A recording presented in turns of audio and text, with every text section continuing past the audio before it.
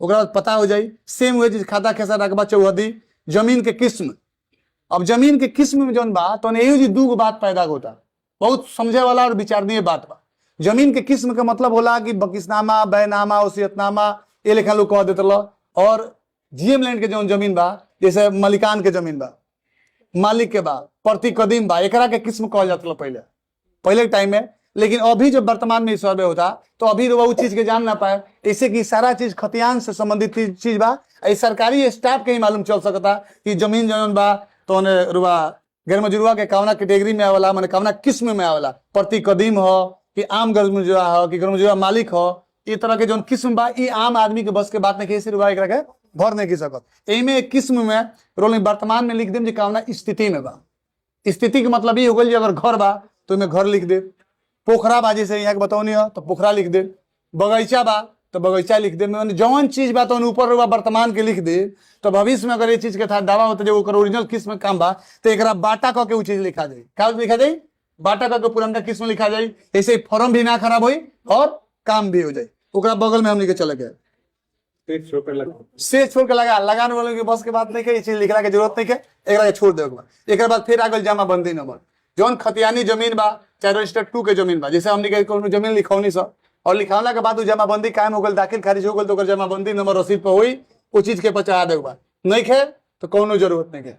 ओकरा बगल में का भाई डिटेल ये हो गया किस प्रकार आपको मिला है, मैंने कामना हिसाब से रुआ मिलल बा या गल फिर किस्म के लगे कामना हिसाब से मिलल बा तो खतियानी बा तो खतियानी लिख दे, बैनामा से लिखौले बनी तो बैनामा लिख दे, वसीयतनामा से मिलल बा तो वसीयतनामा लिख दे। जौना चीज से मिलल बा वो चीज के जिक्र कर देना। उसके बाद अभियुक्त अगर मान के चले किसी प्लॉट पे कोई विवादित है, हाँ माने जमीन जैसे बा हमार जमीन हो और दोसर के कब्जा कैले बा, कागज एक सारा हमारा लगे बा, ठीक बा, आ जमीन के जोतता ओकर डिटेल में लिख दे बा। ऐसनो बा कि हम जमीन जोतता नहीं लेकिन एक कागज दूसरा के नामे बा तो ओकर भी जिक्र कर दे बा एक अंतिम कलम में, ठीक बा।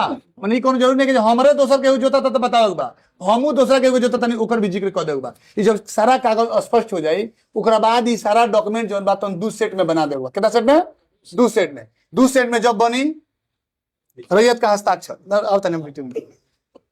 दू सेट में बना देगा भाई। दू सेट में क्या बनाओगे बा तो में दस्तावेज रही, खतियान रही, जौन कागजात बा उ रही, वंशावली रही, इनमें से जौन जौन डॉक्यूमेंट नहीं ना रहला के बावजूद में आधार कार्ड रही। आधार कार्ड के बाद लिखल बा रैयत का हस्ताक्षर, माने इनमें जे रैयत बा ओकर हस्ताक्षर रही, आधार कार्ड रही। आधार कार्ड ऐसे रही कि मोबाइल से लिंक बा, अगर वो जमीन के साथ भविष्य में कोनो छेड़छाड़ हुई तो मोबाइल पर मैसेज चल जाए। दू सेट में तैयार करेगा फाइल में, एक सेट यहाँ लोग देवे के बा, दूसर का सेट अपना लगे रखे के बा। एक सेट जेकरा के भी देवे के बा ओकरा से जितना पेज रुआ दे तनी पेज के नंबरिंग कर देगा आ नंबरिंग करके जेकरा के दियाई ओकरा से रिसीव करवा लेगा। रिसीव करवाला के बाद में ये चीज रोगल खातिर सुविधा रही कि भविष्य में केहू अमीन साहब चाहे केहू पदाधिकारी ई ना कही जे हमरा डॉक्यूमेंट नहीं खिले तो जे भी रिसीव करला उनमें से ओरिजिनल देखी आ जीरेक्स पर साइन करला, ठीक बा। ये चीज क्लियर हो गई, इनमें कोनो तरह की दिक्कत परेशानी नहीं है। भविष्य में मोबाइल नंबर तो अति जरूरी बा, आधार कार्ड पे ही मोबाइल नंबर रही एकदम जो चालू रहे वर्तमान जनता पर मैसेज जा। सबसे बड़ा बात बाकी बहुत लोग परेशान बा इस सर्वे के लेके कि हम नहीं हम विदेश बानी, बाहर बानी, दूसरा प्रदेश में बानी, अगर इस सर्वे हो जाता कोई में हम नहीं तो हमारी जमीन गायब हो जाए, ऐसा कुछ ना हो। ऑनलाइन आप कर सकते हैं। ऑनलाइन अगर नहीं करो तो 3 गो एम समय मिली रोल के दावा आपत्ति कैला के।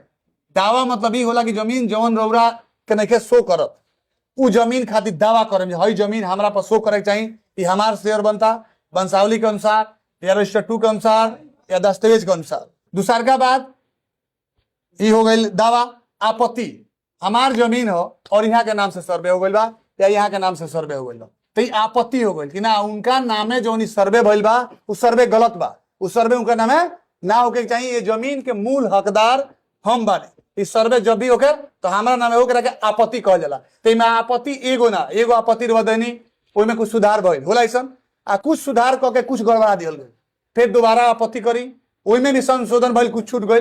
3 बार लगातार वो आपत्ति कर सकत नहीं। 3 बार आपत्ति के बाद भी कोनो जरूरी नहीं है कि जोन बनल वो फाइनल समाप्त हो गई। आप और हम सब के भी बात जानता कि 3 गो आपत्ति के बाद भी जोन खतियान बन के तैयार हो जाला और डॉक्यूमेंट के आधार पर सर्वे जो नायका हुई नया सर्वे नंबर है, पुराना जोन खतियान बा ओकर अलग सर्वे नंबर रहल बा, ओकर अलग खाता नंबर रहल बा, बन सच्चाई। तई लोग दावा आपत्ति सिविल में करे खातिर आगे बढ़े खातिर हरदम तैयार बानी, हरदम मौजूद बानी, बेवजह नहीं जाएगा। जब हक है कि तुम्हारी तो सिविल भी जा सकत नहीं। दूसर का बात कि एगो बात चीज स्पष्ट हम कर देवे के चाहतनी कि जब हाई कोर्ट या सुप्रीम कोर्ट कोनो भी कोर्ट में जब जजमेंट होला तो जजमेंट के अंतिम में एगो शब्द बड़ी सुंदर होला कि आप अगर इस मेरे फैसले से संतुष्ट नहीं है तो सक्षम न्यायालय में जा सकते हो। तो इस सर्वे के ही अंतिम हमने के नहीं समझे के कि घबरा के विदेशे से चल जा, बाहर से चल जा, एमे हमने के आगे के रास्ता खुलल बा। अगर गलती था तो सही हो जाता तो केहू के कहीं गइला काम नहीं के। ये कह के अपना वाणी के विराम दे। बाकी कोनो दिक्कत परेशानी भइला के काम बा तो हम जानकारी खातिर बतावे के चाहतनी कि यहाँ के नाम पड़ी प्रमोद कुमार, यहाँ के परसा राजस्व के अमीन बानी, यहाँ के नाम पड़ी आकाश कुमार, सामने देखाओ, यहाँ के आकाश भी बानी, यहाँ के जौन बानी तो शरण पंचायत के राजस्व अमीन बानी, और यहाँ के बानी अमित जी, यहाँ के नेवरी के राजस्व अमीन बानी।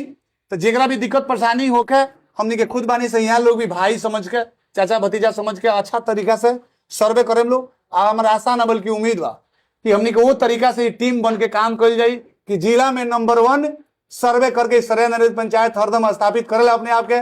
गोपालगंज जिला के बरौली प्रखंड के सरयन पंचायत के राजस्व गांव तीनों, नेवरी, सरया, परसा की एगो बेहतरीन यहाँ लोग के पुरस्कार देके हमनी के इसे विदाई कर जा। सब लोग